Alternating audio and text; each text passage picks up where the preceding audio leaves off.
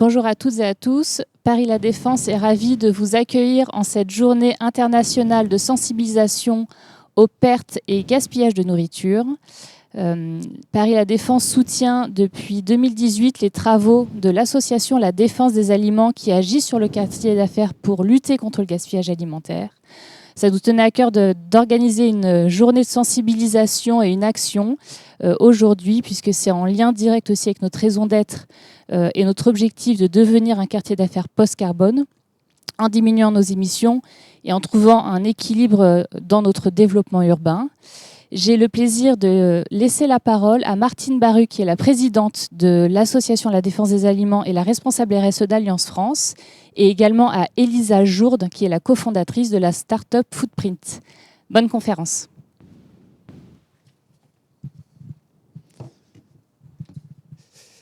Merci beaucoup Karen d'avoir cette opportunité de dire quelques mots sur la défense des aliments et sur les derniers résultats des actions des adhérents que nous avons menées. Ça fait bientôt 6 ans que la défense des aliments existe, mesure les déchets alimentaires et met en place des actions dans les différents restaurants d'entreprise. Et bonne nouvelle, ça fonctionne. On a réussi depuis 2018 à réduire le gaspillage alimentaire dans les restaurants d'entreprise que nous mesurons. Cette année, c'était 22 restaurants. Et comme vous pouvez le voir, on est arrivé quasiment en moyenne à 60 grammes d'aliments gaspillés par convive, alors qu'on partait de 50% de plus quasiment. On était quasiment à 120 grammes en moyenne. Donc, ce que je voudrais vous rappeler, c'est que il y a un rôle essentiel et il est multiple. C'est aussi bien les entreprises, les gestionnaires immobiliers, les prestataires de restauration et également les convives. On doit tous œuvrer en même temps pour encore plus réduire ce gaspillage alimentaire. Et c'est dans ce cadre que nous vous proposons, en tant que convives, cette conférence avec Elisa Jourde de Footprint pour mieux comprendre l'empreinte carbone de son assiette quand on mange et ainsi faire des choix éclairés. Donc je vous laisse la place, Elisa. Merci beaucoup. Merci Martine, merci aussi à Paris La Défense de nous accueillir aujourd'hui. Ravie d'être ici aujourd'hui aux côtés de l'association La Défense des Aliments. Donc, je suis Elisa Jourde, dirigeante et fondatrice de Footprint, une société qui est spécialisée dans l'alimentation durable et qui accompagne les restaurants et les consommateurs justement dans leur transition écologique. Donc aujourd'hui, l'objectif, c'est qu'on aborde ensemble les différents enjeux environnementaux, économiques, sociaux, éthiques autour de l'alimentation et autour du gaspillage alimentaire également. Et surtout qu'on parle des 3 leviers les plus efficaces pour manger plus sain et manger plus durable aussi, et ce de manière simple. Parce qu'il y a 2 éléments qui sont particulièrement intéressants avec l'alimentation. Le premier, c'est que c'est à la croisée de nombreux enjeux qui sont tous plus d'actualité les uns que les autres, des enjeux environnementaux, des enjeux nutritionnels, des enjeux de santé publique, des enjeux socio-économiques aussi. Et le second élément important sur l'alimentation, c'est que c'est universel. En fait, on mange toutes et tous tous les jours. Donc, ça fait autant d'opportunités d'agir en faveur du monde justement auquel on aspire et d'agir en faveur de ce qu'on souhaite pour nous et pour nos enfants. Et d'ailleurs, les consommateurs sont de plus en plus nombreux justement à se poser la question comment faire pour mieux manger, c'est-à-dire en respectant à la fois mon équilibre nutritionnel et sans détruire la planète. Et de ce point de vue-là, les crises qu'on traverse aussi, que ce soit la crise sanitaire du Covid, la guerre en Ukraine, ont renforcé justement cette préoccupation du quotidien. Et notamment toutes les questions socio-économiques liées à l'autosuffisance alimentaire des territoires, etc. Donc voilà, c'est l'ensemble des questions qu'on va parcourir aujourd'hui. Mais commençons par le début. Qu'est-ce que l'alimentation durable, au final ? Donc je vous propose une définition de l'ADEME, l'Agence de la transition écologique. Ce que nous dit l'ADEME, c'est que l'alimentation durable, c'est adopter des habitudes alimentaires qui limitent à la fois l'impact de notre alimentation sur notre environnement, qui sont aussi économiquement viables sur l'ensemble de la chaîne de valeur, en rémunérant notamment convenablement les producteurs, et qui sont bénéfiques aussi pour notre santé de manière générale. Donc à la fois nutritionnellement, mais aussi en termes de qualité de ce qu'on mange, de l'air qu'on respire, de l'eau qu'on boit, etc.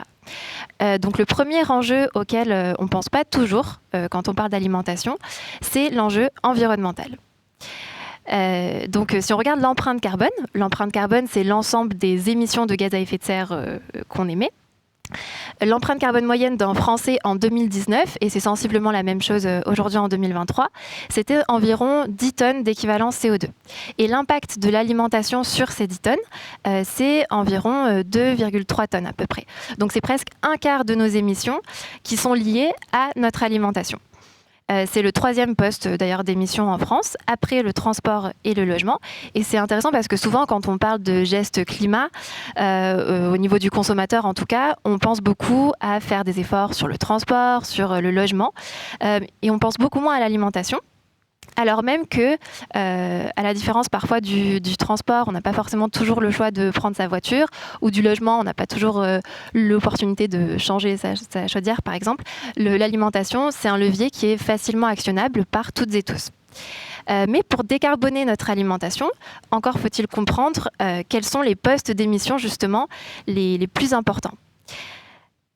Et donc, si on regarde plus précisément comment se répartit justement entre le champ et les assiettes l'impact de notre alimentation, on a 2/3 de l'impact environnemental qui est lié à la phase agricole, donc la phase de production, durant laquelle les gaz qui sont émis sont surtout du méthane, et du protoxyde d'azote, qui sont des gaz avec un pouvoir de réchauffement global bien supérieur au CO2 qu'on connaît souvent. Ces gaz, donc par exemple le méthane, c'est un gaz qui est lié notamment à l'élevage, en fait à ce qu'on appelle la fermentation entérique, donc tout simplement c'est la digestion des ruminants. Et le protoxyde d'azote, c'est un gaz qui est lié souvent à la fabrication et à l'utilisation des engrais azotés dans l'agriculture. Sachant que l'élevage n'est pas le seul producteurs entre guillemets de méthane. On a aussi les rizières le riz émet beaucoup de méthane également. Mais voilà, donc 2/3 de l'impact est lié à la phase de production. D'où l'importance aussi de mieux choisir les produits qu'on achète et surtout leur mode de production pour réduire sensiblement l'impact de notre alimentation. Autre maillon important dans la chaîne, c'est le maillon du transport. Le transport, c'est environ 19% de nos émissions, surtout lié au transport routier en fait. Il y a une étude allemande qui avait montré il y a quelques années que pour, par exemple, la production d'un simple yaourt à la fraise, les ingrédients qui le composent pouvaient parcourir jusqu'à 9000 km avant d'arriver dans nos rayons. Donc 9000 km, c'est la distance à peu près entre Paris et San Francisco. Donc c'est quand même considérable. Et puis le reste de nos émissions liées à notre alimentation se répartissent de manière assez équitable entre la distribution, la transformation, etc. Donc si on sort un petit peu du carbone et qu'on regarde cette fois l'empreinte sol, donc c'est-à-dire l'espace qui est utilisé pour produire notre alimentation, et alors même d'ailleurs qu'on anticipe un doublement des besoins alimentaires mondiaux à horizon 2050, en lien avec la croissance démographique et aussi avec l'évolution de nos régimes alimentaires, on voit qu'assez logiquement, la disponibilité des surfaces de qualité est de plus en plus contrainte. Et le problème, c'est que justement, on a besoin de nourrir de plus en plus de monde. Et si on veut nourrir tout le monde demain, eh bien, l'utilisation des sols telle qu'on la connaît actuellement n'est pas durable. Et en gros, il va falloir qu'on trouve et qu'on fasse de la place. Donc pour ça, le plus efficace, selon l'ADEME, c'est rééquilibrer nos régimes alimentaires, alors souvent en mangeant moins de viande, pour libérer justement un potentiel de terres agricoles et faciliter aussi le développement de systèmes qui sont moins intensifs. Donc, par exemple, ou relocaliser des productions qui sont aujourd'hui importées pour favoriser justement la résilience des territoires. Voilà, donc le premier levier, parmi les plus efficaces, c'est vraiment rééquilibrer nos régimes alimentaires. Donc ça veut dire, par exemple, aujourd'hui, on est sur un ratio de 2/3 de protéines animales et 1/3 de protéines végétales. Ça voudrait dire simplement, par exemple, inverser ce ratio et être sur un ratio de 2/3 de protéines végétales, 1/3 de protéines animales demain. C'est pas forcément un changement énorme, mais en termes de ce que ça peut représenter, par contre, environnementalement parlant, c'est conséquent. Voilà. Et puis d'un point de vue nutritionnel aussi, on mange 2 fois trop de viande en France. On mange entre 100 et 110 grammes de viande par jour et par personne en moyenne. Et donc, selon l'OMS, c'est 2 à 3 fois trop. Et donc, on pourrait, même ne serait-ce que nutritionnellement parlant, limiter cet apport de viande rouge. Voilà, donc sur la viande, surtout la viande rouge, il y a un vrai besoin en tout cas de réduction de ce point de vue-là.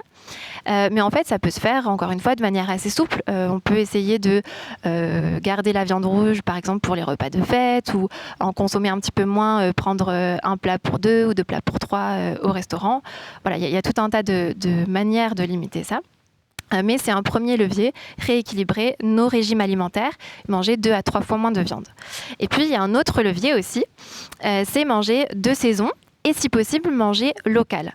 Les deux sont souvent liés, en fait, parce que si on mange un produit qui n'est pas de saison, ça veut dire que soit on l'a fait pousser ici, mais sous serre, avec des conséquences environnementales qui sont importantes, puisqu'un fruit cultivé sous serre génère 6 à 9 fois plus d'émissions qu'un fruit de saison, soit ça veut dire qu'on l'a importé.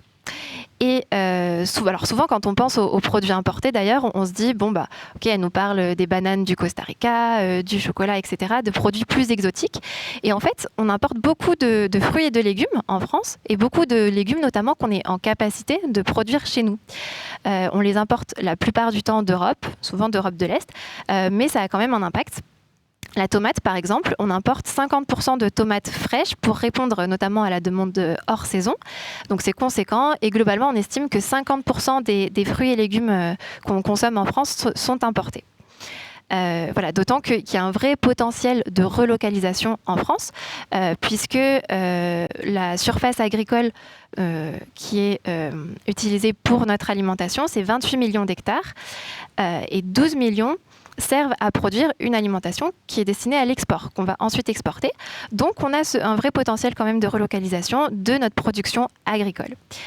Et d'ailleurs, le fait d'avoir des territoires qui sont spécialisés avec des enjeux mondialisés, on en fait un petit peu tous les frais, puisque quand il y a une crise comme celle qu'on a connue avec la guerre en Ukraine ou avec la crise Covid, on a des systèmes qui se montrent finalement peu résilients et qui mènent parfois à soit une grande inflation sur certaines catégories de produits, soit des ruptures de stock, des ruptures d'approvisionnement, d'où la nécessité justement de penser une alimentation durable dans son ensemble et de soutenir aussi les exploitations de nos régions. On dit souvent d'ailleurs qu'on vote un peu par le portefeuille, et c'est un peu ça aujourd'hui. En France, la France est quand même riche de projets alimentaires territoriaux. Il y a des réseaux associatifs, des citoyens très actifs partout en France, mais ils ont aussi besoin de soutien. Et par exemple, peut-être que vous connaissez le réseau des AMAP. Donc les AMAP, ça veut dire Association pour le maintien d'une agriculture paysanne. Donc en fait, ce sont des associations au sein desquelles on a un groupe de consommateurs et une ferme paysanne qui s'engagent réciproquement. Le groupe de consommateurs s'engage à préfinancer la production, donc ça peut être des fruits, des légumes ou autres d'ailleurs, et les fermes s'engagent à assurer justement cette production et donc par exemple fournir toutes les semaines ou de manière régulière des paniers garnis aux consommateurs. Et en Ile-de-France justement, il y a près de 400 AMAP je crois, donc il y en a sûrement une proche de chez vous si ça vous intéresse. Voilà, donc le deuxième levier, après le rééquilibrage de nos régimes alimentaires, c'est manger de saison, très important, local et des produits issus de pratiques agroécologiques le plus possible, pour des raisons écologiques, mais aussi pour des raisons de santé publique. Puisqu'on sait aujourd'hui que le choix de pratiques agricoles, donc de l'irrigation jusqu'à la mécanisation et surtout les intrants, ont un impact direct sur la qualité des sols, la qualité de l'air et sur le climat évidemment. Voilà, donc acheter des produits issus de l'agroécologie, c'est aussi soutenir un modèle qui va moins polluer nos sols, moins polluer notre air, moins polluer nos eaux. Et en parlant de santé publique, justement, l'alimentation durable, c'est aussi une alimentation en qualité et en quantité suffisante. Et en France, donc, on estime que c'est à peu près qu'un tiers des maladies chroniques pourraient être évitées avec une alimentation plus équilibrée, plus saine. Sachant que les maladies chroniques et les maladies cardiovasculaires, ce sont les principales causes de mortalité en France. Il y a aussi tous les problèmes de surcharge pondérale. Aujourd'hui, l'ANSES estime que 49% de la population française est en surpoids, dont 17% de personnes en situation d'obésité. C'est tout un tas de maladies et d'affections en tout cas qui pourraient être évitées avec une alimentation plus saine, donc souvent moins transformée en fait. Et on a aussi en parallèle, même en France, on n'est pas du tout épargné, un phénomène de sous-nutrition ou de malnutrition avec chaque année justement une hausse de la fréquentation des centres d'aide alimentaire. En 2023, je crois que c'est autour de 25% par rapport à 2022 selon les agglomérations. Donc c'est considérable aussi. Donc voilà, petit rappel de nos différents leviers. Premier levier, pour manger plus sain et plus durable, rééquilibrer nos régimes alimentaires, en mangeant notamment un peu moins de viande et notamment de viande rouge. Deuxième levier, manger de saison, manger plus local, manger un peu plus bio quand c'est possible et moins transformé.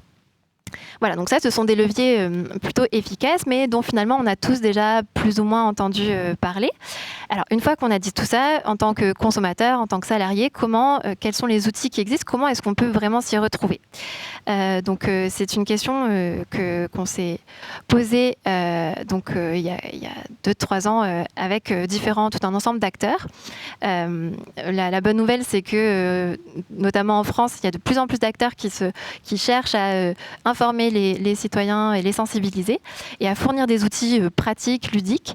De notre côté, par exemple, on a créé Footprints il y a 2 ans, qui est un service qui est à destination plutôt des restaurants ou des professionnels de l'agroalimentaire et qui permet justement de comparer en un coup d'œil les différents plats qui sont servis, par exemple, dans un restaurant le jour même et donc qui permet aux consommateurs de faire des choix plus éclairés de manière un peu plus simple. Sinon, pour les plus aguerris d'entre nous, il y a des bases de données qui sont en open source en France. On a tout un gros travail qui est fait par l'ADEME, justement l'Agence de la transition écologique, sur ces questions. Et donc, on peut rechercher, par exemple, la moyenne du poids carbone de notre alimentation sur ces bases de données-là. Il y a aussi un gros travail qui est fait par Open Food Facts. C'est un site internet sur lequel on peut retrouver à la fois les informations nutritionnelles, les informations environnementales, etc. Et puis, chose assez intéressante aussi, où la France est plutôt précurseur de ce point de vue-là, à l'horizon normalement 2024, il va y avoir le déploiement de l'EcoScore. Donc vous connaissez peut-être déjà le Nutri-Score. Là, l'EcoScore, c'est sensiblement, c'est plutôt similaire en tout cas sur la forme. Puisque c'est une note de A à E qui synthétise 15 impacts environnementaux. Et donc, cet éco-score est matérialisé par une petite feuille qui va du vert au rouge, avec le A qui est l'impact, qui a faible impact, et le E qui est à impact très important. Donc, c'est un éco-score que normalement on pourra retrouver dans nos supermarchés dès 2024 sur les produits de l'agroalimentaire. Voilà, donc il y a tout un tas d'initiatives qui sont portées à la fois par des acteurs privés ou publics et qui visent à essayer de nous informer un peu mieux. Mais globalement, donc déjà, je vous rappelle les 2 grands leviers. Si on ne veut pas trop se prendre la tête ou qu'on n'a pas forcément le temps de creuser, rééquilibrer son régime alimentaire en mangeant un peu moins de viande, manger de saison. Pour manger de saison, il y a plusieurs calendriers d'ailleurs qui sont disponibles sur Internet, un peu partout, souvent dans les épiceries locales aussi. Et puis manger plus local quand c'est possible et manger moins transformé. Bon, il y a quand même un éléphant dans la pièce, entre guillemets, depuis tout à l'heure, dont on a parlé un petit peu avec Martine en début de conférence, c'est le gaspillage alimentaire. Et ça va être le 3e levier, justement, dont je vais parler aujourd'hui. Le gaspillage alimentaire, donc c'est toute nourriture qui est initialement destinée à la consommation humaine et qui, à une étape de la chaîne alimentaire, est soit perdue, soit jetée ou même dégradée. Donc ça, c'est une définition qu'on retrouve assez souvent, qui est notamment citée dans la loi AGEC de 2020, la loi anti-gaspillage et pour une économie circulaire. Et c'est considérable puisqu'on estime qu'à l'échelle mondiale, c'est environ un tiers des aliments qui sont produits qui sont finalement gaspillés, qui ne seront jamais consommés. Et en France, y compris, c'est 18 milliards de repas qui sont jetés chaque année, et pour un total donc, d'à peu près 16 milliards d'euros. Donc c'est considérable. Alors, petit point sur la différence justement entre un déchet alimentaire et le gaspillage alimentaire. Les déchets alimentaires, ce sont l'ensemble des denrées qui sont jetées. Et parmi ces déchets, certains sont inévitables. Donc les peaux de banane, les os de poulet par exemple, les écorces de melon aussi. Mais d'autres sont évitables. Donc les restes de pain, les restes des plats, etc. Et c'est ces déchets évitables qu'on considère comme étant du gaspillage alimentaire. Petit aparté aussi, à partir du 1er janvier 2024, toujours depuis la loi AGEC, l'ensemble des ménages seront dans l'obligation, entre guillemets, en tout cas les communes seront dans l'obligation de proposer aux ménages des moyens de trier leurs biodéchets. Donc voilà, en gros, l'ensemble des ménages seront obligés de faire un compost ou de trier à la source leurs déchets alimentaires. Donc le gaspillage alimentaire, il se produit à toutes les étapes de la chaîne de valeur. C'est ce qui est intéressant d'ailleurs dans la définition, parce que souvent, quand on parle gaspillage alimentaire, on s'imagine que c'est ce qu'on voit en fait, c'est-à-dire le gaspillage qui est uniquement à l'échelle du consommateur, à l'échelle de notre cuisine. Et en fait, pas du tout. Les deux étapes où il y a le plus de gaspillage alimentaire, donc c'est environ 30% pour chacune, c'est dans les champs, à la phase de production et de récolte, et à la phase de consommation. Donc là, c'est la phase où on a vraiment un gros impact. Donc, dans la phase de production, il y a plusieurs raisons à cela. Ça peut être des maladies, des ravageurs, des conditions météorologiques qui sont défavorables, des problèmes logistiques aussi, des problèmes de manutention, des problèmes de calibre de fruits, notamment à l'échelle européenne. Ou alors un manque aussi de la demande en face. Lors de la phase de transport, ce sont des produits qui peuvent être abîmés et donc qui seront jetés. Et puis, lors de la phase de transformation à l'usine, là, ça peut être à la fois en raison du type de produit ou du processus de transformation. Puisque, en fait, les machines de transformation, elles font sensiblement toujours le même geste. Si, par exemple, on prend souvent l'exemple du jus de fruits, si mes oranges ne font pas la même taille, parfois, il y aura une partie de l'orange qui va qui sera gaspillé. Voilà. Et puis après, là, on commence à rentrer dans les phases qui sont plus visibles, en tout cas à l'échelle du consommateur. La phase de distribution dans les supermarchés, donc pour tout un tas de raisons aussi, dû à des problèmes logistiques, à une mauvaise gestion des stocks. Ça peut être aussi dû à ce qu'on appelle la course à la fraîcheur.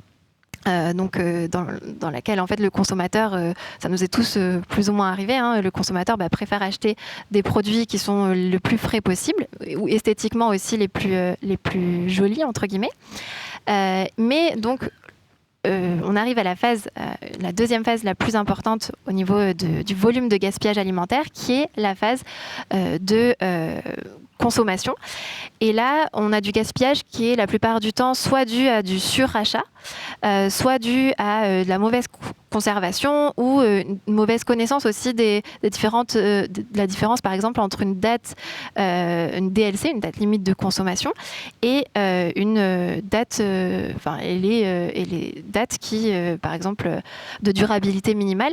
Donc, pour un petit rappel justement sur cette différence-là, les dates de durabilité minimale, c'est souvent là où il y a mentionné à consommer de préférence avant. Et là, il n'y a aucun danger sur notre santé si on consomme des produits au-delà de cette date-là. C'est simplement peut-être les qualités gustatives ou nutritionnelles qui peuvent être détériorées. Mais il n'y a aucun souci pour consommer des produits au-delà de cette date-là, alors que la DLC, là, en général, il y a peut-être un peu plus de risque pour notre santé si on consomme des produits au-delà. Voilà, donc tout un tas de raisons qui expliquent le gaspillage alimentaire à cette phase-là. Ça peut être aussi des portions trop grosses dans nos assiettes ou, encore une fois, des aspects esthétiques. avec des conséquences, donc des conséquences d'abord environnementales, puisque ce sont des ressources en eau qui sont utilisées pour rien. Alors surtout en ce moment où c'est un sujet dont on parle beaucoup dans l'actualité, le côté manque d'eau. Et on estime que que chaque année, justement, c'est 3 fois le volume d'eau du lac Léman, si vous arrivez à vous représenter peut-être, qui est utilisé pour produire des denrées qui, au final, ne seront pas consommées.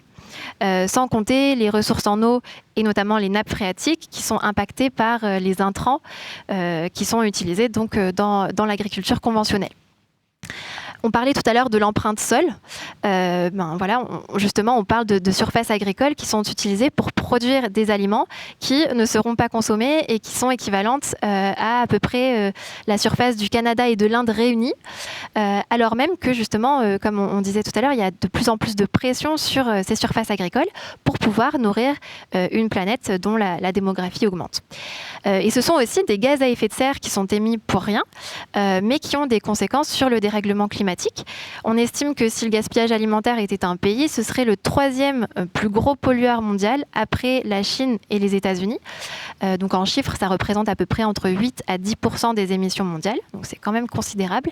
Et puis aussi, à tous les niveaux de la production alimentaire, on a de l'énergie, donc que ce soit du carburant, donc souvent de l'énergie fossile d'ailleurs, de l'électricité, du gaz, qui est employé pour produire des denrées qui, justement, au final, ne seront pas consommées. Donc ça a des conséquences environnementales assez importantes. Et pas que, puisque ça a aussi des conséquences économiques, financières, avec des coûts qu'on voit assez facilement, en fait, qu'on appelle les coûts directs, c'est-à-dire le coût des denrées qu'on achète et qui ne seront pas consommées. Donc la FAO estime que c'est environ 1 000 milliards de dollars au niveau mondial. Je crois que pour la France et pour les ménages en particulier, c'est environ 4 milliards d'euros. Donc pareil, ce sont des chiffres assez conséquents. Et des coûts indirects aussi, auxquels on pense souvent beaucoup moins.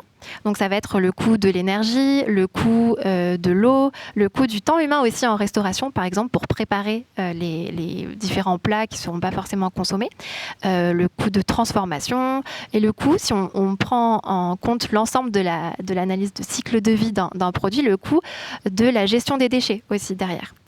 Voilà. Et ce sont aussi des coûts environnementaux. Puisque on commence à le savoir, alors c'est difficile de le chiffrer aujourd'hui, mais le changement climatique a des coûts environnementaux et ce sont des coûts justement de l'épuisement des sols, de l'épuisement des nappes phréatiques, des sous-sols et de manière générale donc du dérèglement climatique. Et puis évidemment, il y a aussi un aspect éthique auquel on peut on peut difficilement être indifférent. Avec ce que l'Europe jette à elle seule, on pourrait nourrir environ 1 milliard de personnes. Donc c'est l'intégralité des personnes qui souffrent de famine dans le monde aujourd'hui. C'est à peu près 800 millions d'après l'ONU. Et même à l'échelle nationale, en fait, en France, le gaspillage alimentaire, ça représente 30 kilos par an et par habitant, dont 7 kilos d'aliments qu'on jette alors qu'ils sont encore emballés. Alors même qu'il y a 1 personne sur 10 qui n'arrive pas à se nourrir en qualité et en quantité suffisante en France. Voilà, donc maintenant qu'on a dépeint un petit peu la situation globale, comment est-ce qu'on fait pour agir justement à notre niveau et pour réduire le gaspillage alimentaire ? Donc je vous ai préparé un petit abécédaire des solutions qui balayent globalement ce dont on vient de parler.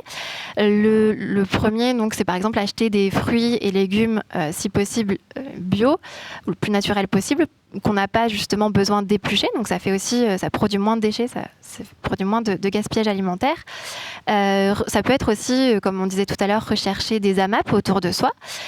Privilégier aussi, quand on mange du poisson ou de la viande, privilégier pour le poisson, par exemple, le label pêche durable. Le label pêche durable, c'est un label français qui a vu le jour en 2019 et qui est un petit peu plus, sur son cahier des charges, qui est un peu plus strict que le label MSC, par exemple, qui est un petit peu parfois controversé, ou en tout cas décrit par certaines associations. Le WWF a sur son site internet toute une liste de poissons qu'on peut manger, ou en tout cas voilà, qui sont les moins impactants sur l'environnement pour mieux choisir justement ces poissons. Pour tout ce qui est viande aussi, préférer peut-être les élevages extensifs et non pas intensifs, donc des vaches qui sont issues de prairies herbagées par exemple. Privilégier aussi, essayer de sauver au maximum les fruits et légumes qui sont non calibrés. Heureusement, pareil, il y a de plus en plus d'initiatives là-dessus qui viennent sauver, entre guillemets, nos fruits et légumes qui sont perdus à l'étape de production dont on parlait tout à l'heure. Ça passe aussi par transformer, par exemple, nos fruits et légumes qui sont un peu trop mûrs, en faire des compotes, des confitures, des smoothies, des fonds de tarte. Enfin voilà, il y a tout un tas de transformations qu'on peut faire. Ne pas hésiter à congeler ou à conserver les restes aussi. Et puis, tout simplement, pouvoir aussi faire sa liste de courses en amont et en fonction de ce qui nous reste dans les placards, dans le frigo. Notamment sur les produits frais qui se conservent eux moins longtemps. Petite astuce aussi, ne pas aller, qui est un peu connue, mais ne pas aller faire les courses le ventre vide. C'est tout bête, mais ça évite la frénésie alimentaire justement et d'acheter des produits qu'on ne va pas consommer derrière. Et au restaurant aussi, il y a plein de petites astuces. Il y en a plein qui sont mises en place déjà à l'échelle, ici à l'échelle de la Défense. Mais ça peut être, par exemple, ne serait-ce que modifier l'emplacement de la corbeille de pain. La mettre en fin de parcours si c'est un self-service, parce que psychologiquement, si je sais que j'ai déjà tout ce que j'ai choisi sur mon plateau à manger, je vais peut-être réfléchir un petit peu plus à prendre, si j'ai vraiment envie de prendre un morceau de pain ou pas. Ça peut se jouer aussi à la taille de l'assiette. Enfin voilà, il y a tout un tas d'astuces un peu psychologiques peut-être qui peuvent jouer dans la réduction du gaspillage alimentaire. Et enfin aussi en parler autour de soi. Ça marche pour sensibiliser ses enfants, mais ça marche aussi pour ses collègues. Voilà, on peut tous justement être ambassadeurs et partager nos actions. Et c'est ça qui marche le mieux d'ailleurs, puisque c'est la preuve sociale. Moi, j'aurais beau vous dire tout ce que je veux aujourd'hui. Si vous avez un proche qui fait quelque chose qui marche pour lui et qui vous en parle, vous aurez davantage envie de le tester vous aussi. Voilà, donc n'hésitez pas à partager vos actions avec les différents hashtags, la défense des aliments, Paris la défense, etc. Que ce soit sur LinkedIn ou sur vos réseaux sociaux. Et puis pour terminer, je voulais vous partager 2 ou 3 petites astuces, notamment parler du fait que manger durable, c'est aussi manger sain. Ça se recoupe tout à fait en fait. On entend souvent oui, mais moi j'entends plein de choses sur la nutrition, on entend un peu tout et son contraire, etc. En fait, la plupart des nutritionnistes et des études sur la nutrition finalement se recoupent. Alors évidemment, je ne suis pas nutritionniste, je n'ai pas la prétention d'être, et puis chacun peut avoir aussi ses carences et ses besoins alimentaires. Mais globalement, la plupart des études estiment qu'une assiette équilibrée, c'est 50% de fruits et de légumes, donc pour les fibres et pour tous les nutriments que ça apporte, que les fruits et légumes peuvent apporter dans leur diversité. C'est un peu moins d'un quart de féculents, si possible des céréales complètes qui sont indispensables parce qu'en fait c'est la première source d'énergie de notre corps et notamment de notre cerveau. Et donc l'idée c'est plutôt de favoriser les sucres lents, notamment par rapport aux sucres rapides, parce que les sucres lents permettent, contrairement à ces sucres rapides, une arrivée progressive du sucre dans le sang pour que notre niveau de glycémie justement ne fasse pas d'effet yo-yo et donc pour prévenir la fatigue. Voilà. Et puis c'est aussi 10% environ de nos calories quotidiennes, seulement d'ailleurs, de protéines pour apporter les acides aminés essentiels. Les protéines, la bonne nouvelle, c'est qu'on en trouve partout. On pense souvent qu'on en trouve uniquement dans la viande ou dans le poisson ou autre. Mais en fait, on en trouve aussi beaucoup dans les légumineuses, par exemple, et donc aussi dans le monde végétal. Voilà, donc l'idée c'est de varier les plaisirs, de ne pas hésiter à se renseigner aussi. Et puis évidemment, manger mieux, ce n'est pas uniquement sur la quantité, c'est aussi sur la qualité. Donc autant que faire se peut, on peut acheter un maximum de produits issus de l'agriculture biologique, ou en tout cas toujours de saison. puisqu'aujourd'hui, donc il y a une étude de l'UFC Que Choisir qui est sortie en 2022 qui montre qu'en France, plus de 50% de nos fruits et légumes présentent des résidus de pesticides à risque. Donc voilà, de toute façon, manger bio, ce sera toujours un petit peu mieux pour notre santé et aussi pour préserver un maximum les écosystèmes de notre planète. Et puis, si vous mangez à l'extérieur, aussi, ce qui peut arriver souvent, notamment dans un cadre professionnel, eh bien, on peut privilégier par exemple les salades composées ou si c'est un sandwich, choisir du pain complet avec des crudités pour les fibres. On peut aussi souvent parfois remplacer les frites au restaurant par de la salade. Enfin voilà, il y a tout un tas d'astuces qu'on peut utiliser et qui font la différence aussi sur le long terme. Donc là, certains d'entre vous se disent peut-être, ok, bon, je vois à peu près comment je peux manger plus sain, je vois à peu près comment je peux manger plus durable, mais en fait, moi, j'ai pas le temps entre les enfants, le travail, etc. C'est vrai qu'on est beaucoup à se dire, ok, mais comment je fais quand finalement, j'ai pas le temps. Bon, la bonne nouvelle, c'est que manger plus sain et plus durable, en fait, c'est aller à l'essentiel. On n'a pas besoin de se mettre 1 heure à faire un plat en sauce ou des plats gratinés. Pas besoin de fioritures. Parfois, il suffit juste de 10 minutes pour faire sauter un peu de légumes avec de l'ail et des fines herbes, les servir avec un bol de pâte complète et puis un filet d'huile d'olive ou pour faire une omelette aux champignons. Enfin, voilà. Ou alors, on peut aussi avoir recours à des conserves de légumes, à des légumes surgelés le plus naturel possible, pré-cuits à la vapeur si possible aussi, et à réchauffer. On peut faire des salades composées complètes mais rapides, par exemple quelques tomates, du maïs, des légumes secs, des œufs durs, etc. Dans tous les cas, si vous achetez des boîtes, regardez la liste des ingrédients. Derrière, souvent, on est un peu surpris, mais normalement, dans des boîtes de légumes, par exemple, elle ne doit contenir que l'aliment, le sel, un peu d'eau, mais rien de plus, et surtout pas du sucre, par exemple. Voilà. Et puis moi, je conseille aussi souvent d'avoir un espace dans sa cuisine qui est exclusivement réservé à la préparation de ces repas, sans des papiers qui traînent, etc., parce que psychologiquement, ça peut aussi être un frein. Voilà. Et puis il y a une autre astuce aussi qui a beaucoup émergé sur les réseaux sociaux en fait ces dernières années, sous l'anglicisme de batch cooking. En fait, c'est tout simplement le fait de cuisiner en gros un peu en amont. Donc par exemple le week-end quand on a le temps, pour plusieurs jours, et puis diviser ensuite en portions individuelles, soit pour le réchauffer le moment venu, soit pour en faire des salades ou autre.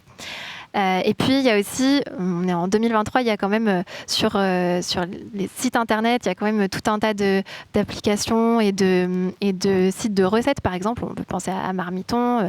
Il y a des applications comme Frigo Magique qui nous permettent de créer des recettes avec ce qu'on a dans le frigo. Une application aussi qui est en train de sortir qui s'appelle Limite, qui permet de rééquilibrer nos repas en faisant attention à la planète aussi. Et puis, plein d'applications qui permettent de récupérer les invendus aussi. Peut-être que vous connaissez Too Good To Go, peut-être que vous connaissez Phoenix aussi. Voilà, c'est des applications qui permettent d'aller récupérer des invendus, qui sont pratiques quand on n'a pas le temps aussi, si on veut manger en rentrant chez soi. Donc, en conclusion, petit rappel donc des 3 leviers principaux pour manger plus sain, plus durable et donc limiter la perte financière qui est associée, l'impact aussi sur les ressources naturelles et pour mettre toutes les chances de notre côté au niveau santé. Donc ce sont rééquilibrer nos régimes alimentaires, donc manger moins de viande, peut-être mais mieux, limiter surtout la viande rouge, privilégier les aliments de saison, les aliments locaux de préférence, bruts, ou en tout cas le moins transformés possible, et si possible aussi issus de l'agriculture biologique. Et puis, enfin, réduire le gaspillage alimentaire. Ça, je pense qu'on ne le répétera jamais assez, mais ça a des conséquences environnementales, financières et même éthiques qui sont importantes. Voilà, donc je vous remercie pour votre attention et je pense qu'on peut ouvrir peut-être aux questions, aux remarques, aux compléments. Voilà, n'hésitez pas. Merci beaucoup, Elisa. Est-ce que dans la salle, il y a des questions? On a eu quelques questions en ligne. Ceux qui nous suivent, vous êtes un peu plus d'une centaine derrière vos écrans. N'hésitez pas à poser vos questions. Et je donne le micro à Céline. Merci. Oui, j'ai une petite question. Alors, il y a peut-être eu des éléments de réponse en introduction. Je m'excuse, j'étais un petit peu en retard. Est-ce qu'on a déjà une idée, est-ce qu'on a déjà mesuré un peu, parce que depuis quelques années, on est de plus en plus sensibilisé à ces besoins de faire attention à ce qu'on mange, comment on mange, le gaspillage, etc. Est-ce que des efforts individuels mis ensemble ont été mesurés et que des effets sensibles sont déjà remarqués au niveau national sur la réduction des émissions de gaz à effet de serre grâce aux efforts liés à l'alimentation individuelle des Français? C'est une bonne question. Alors, je n'ai pas les chiffres au niveau national. Ce qu'on voit souvent, c'est les chiffres au niveau justement local, entre guillemets, typiquement ici à La Défense, ou je ne sais pas d'ailleurs, peut-être Martine, si vous avez des chiffres justement ici pour La Défense. Si on prend à l'échelle de La Défense, les premières estimations étaient plutôt sur du 9 tonnes de gaspillage par jour à l'échelle du quartier. Et de nos dernières pesées, donc 6 ans après, on est plutôt sur du 6 tonnes par jour quand on extrapole à l'échelle de toutes les tours. Donc ça veut dire que quand on met en place des actions et qu'on sensibilise tout le monde, ça fonctionne. Tout à fait, oui. Et j'ajouterais, alors, du coup, moi, j'ai aussi les chiffres de nous, pareil, à l'échelle de Footprint. Mais nous, ne serait-ce que de mettre en place justement cet affichage environnemental pour sensibiliser les gens, et bien en fait, là, on est à peu près en moyenne à 20 tonnes d'équivalent CO2 économisés par an. Donc, pour chaque restaurant qu'on accompagne. Donc, ne serait-ce que changer un tout petit peu, hein, parfois, ils font un choix différent par semaine. Changer ces choix alimentaires, ça a vraiment des impacts et des effets ensuite positifs. Mais c'est vrai que je n'ai pas les chiffres à l'échelle nationale encore. Ce serait super de s'y intéresser. J'ai le pressentiment que le nombre de personnes végétariennes a augmenté en France, ou en tout cas qui ont une diminution, je crois, qui a été enregistrée de la consommation de viande. Alors pas forcément par prise de conscience ou engagement pour le climat, aussi lié au coût de la vie. Est-ce que tu as des chiffres sur ces... Je crois en effet que le marché végétarien prend de plus en plus de place, ça c'est sûr, en France. Sur l'augmentation sur la consommation de viande, justement, au contraire, je crois qu'il y a une petite augmentation ces derniers mois, ces dernières années. Donc oui, c'est comme si on avait un peu deux tendances différentes.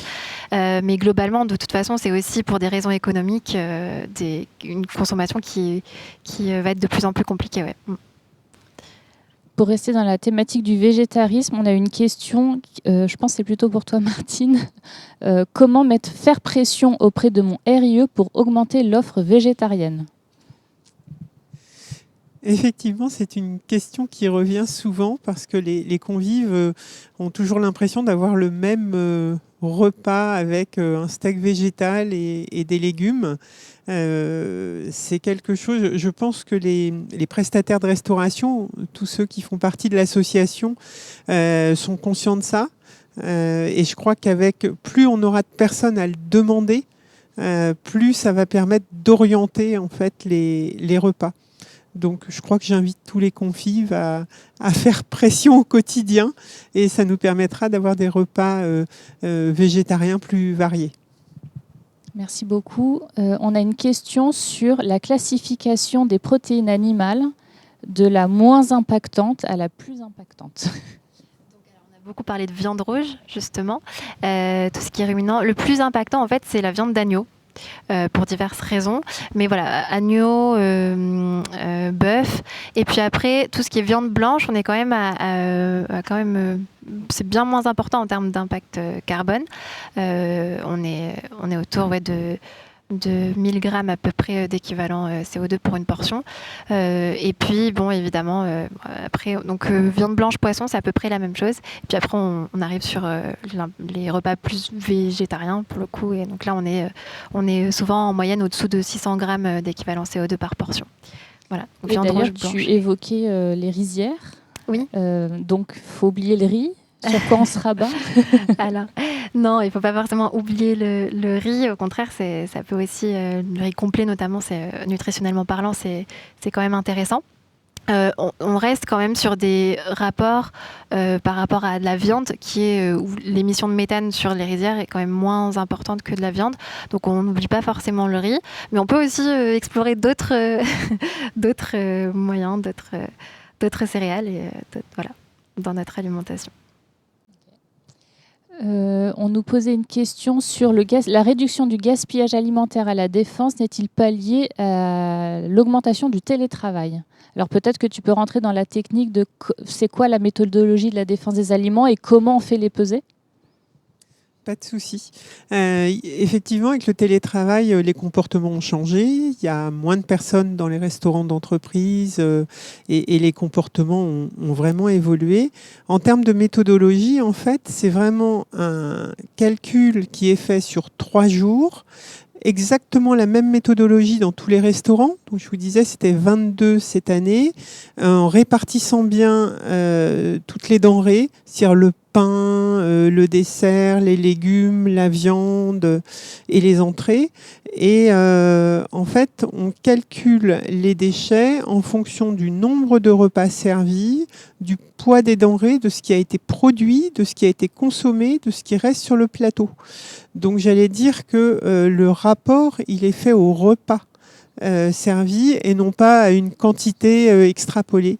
Donc effectivement, le nombre de repas sur les 3 jours qui ont été faits, par exemple, en 2019, était plus important.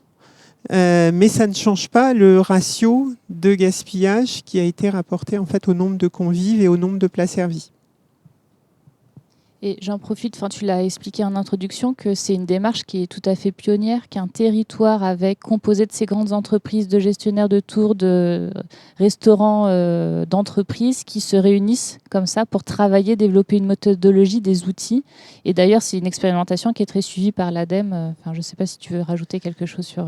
Oui, en fait, l'ADEME et l'ADRIA, Île-de-France, en fait, nous ont accompagnés parce que c'était la première fois qu'il y avait cette démarche en restauration collective d'entreprise. Il y a eu beaucoup de mesures en restauration scolaire, mais pas en restauration collective d'entreprise. Et donc, on en est à 5 pesées maintenant.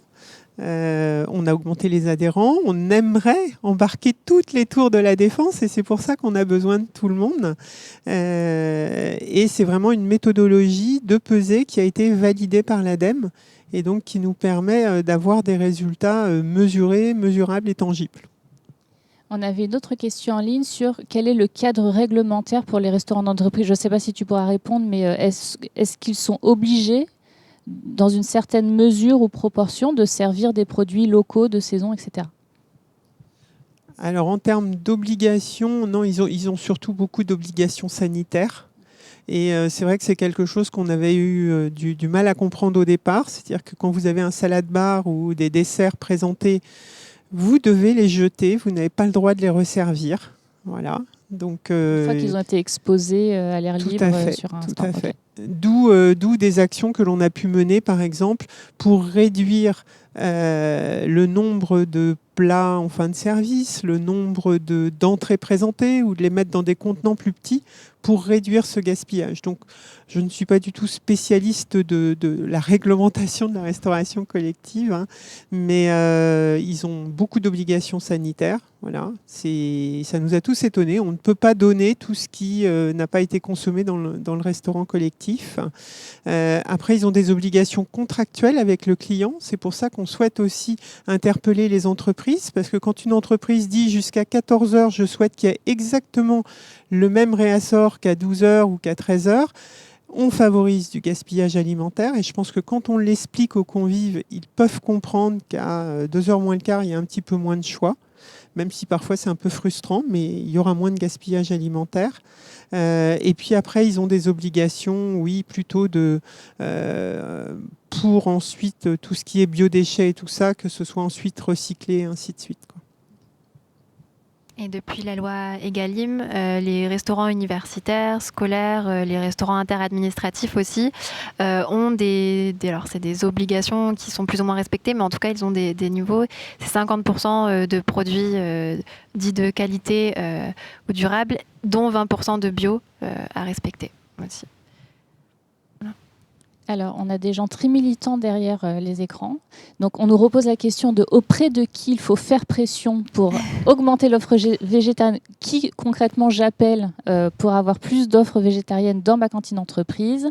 Et est-ce qu'il n'est pas possible d'inventer un système de réservation en disant bah voilà, aujourd'hui je suis là ou je suis pas là, je suis en tétra ou j'ai un déjeuner extérieur, pour justement que chacun soit responsable en fait de la lutte contre le Alors, il y a eu gaspillage des expérimentations pendant la crise sanitaire de réservation. Certaines entreprises ont abandonné le système parce que beaucoup de convives râlaient et ne voulaient pas cette contrainte. On est tous d'accord que c'est essentiel et que ça permettrait de vraiment réduire drastiquement le gaspillage alimentaire. Ça se fait beaucoup en restauration scolaire.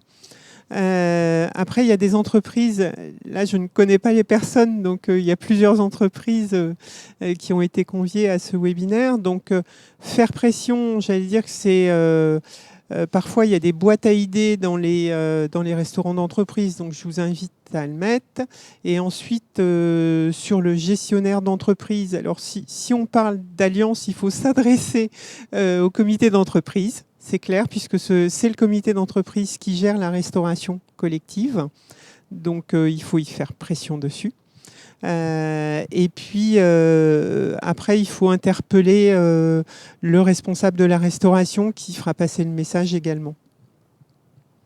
Ensuite, il y avait pas des questions, mais en tout cas des pistes, des remarques et des suggestions sur c'est bien en fait de sensibiliser les personnes en leur disant pourquoi il y a moins d'offres quand on arrive en fin de service et que du coup chacun prenne la responsabilité, en tout cas ait conscience et la compréhension de pourquoi on leur propose moins de choses.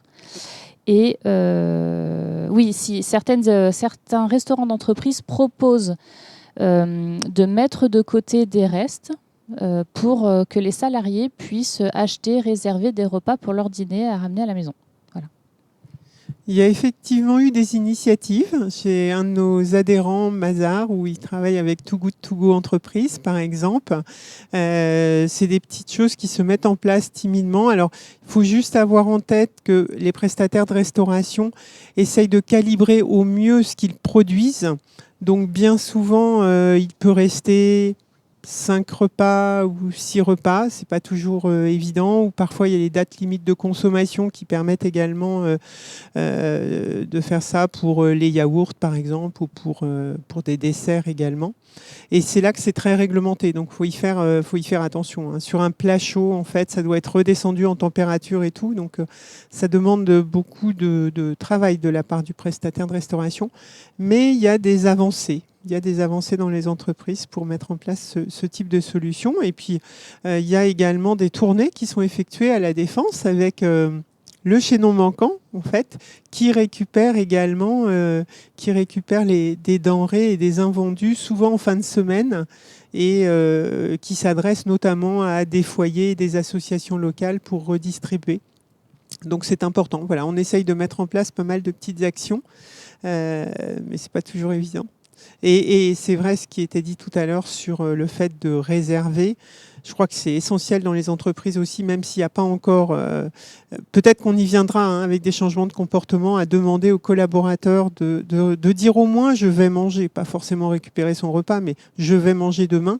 Mais surtout quand vous avez connaissance d'un grand événement dans une entreprise, de prévenir le personnel de restauration en disant demain on a un séminaire, on sera 100... absent de la tour, et ça c'est essentiel. Merci pour le clin d'œil au chaînon manquant, peut-être que Valérie nous regarde, qui effectivement lutte contre le gaspillage alimentaire, mais aussi contre la précarité alimentaire, puisque tous les aliments qu'elle collecte sont redonnés à des associations de solidarité. J'en profite aussi pour faire un clin d'œil à l'équipe de la Salle à Manger, qui est un restaurant d'insertion solidaire, de mixité sociale, où je pense que toutes les personnes qui ont été sont d'accord pour dire que c'est très bon, on se régale, et ils cuisinent à base de produits justement récupérés et sortis du gaspillage alimentaire. S'il n'y a plus de questions, je voudrais... Oui, si, pardon. Alors, une initiative, merci, j'en avais pas du tout connaissance, à Cœur Défense, où il y a des paniers anti-gaspi. On peut s'abonner et collecter du coup des denrées. Et du coup, on profitera pour communiquer en interne sur cette initiative. Je vous invite une nouvelle fois à être ambassadeur de la cause en cette journée mondiale. N'hésitez pas à publier un message sur LinkedIn en peut-être donnant quelques chiffres clés sur le gaspillage et puis en donnant vos bonnes pratiques. Qu'est-ce que vous faites à votre échelle pour lutter contre le gaspillage alimentaire, adopter une alimentation plus durable, en utilisant les hashtags « Ça suffit le gâchis » qui est le hashtag officiel de la journée mondiale, la défense des aliments et Paris la défense. C'est comme ça, avec ces hashtags-là, qu'on fera du bruit. Et puis, merci beaucoup Elisa. Et à Footprint pour ce travail. Et merci Martine pour l'engagement de la défense des aliments sur notre quartier. Merci beaucoup. Merci. Hop.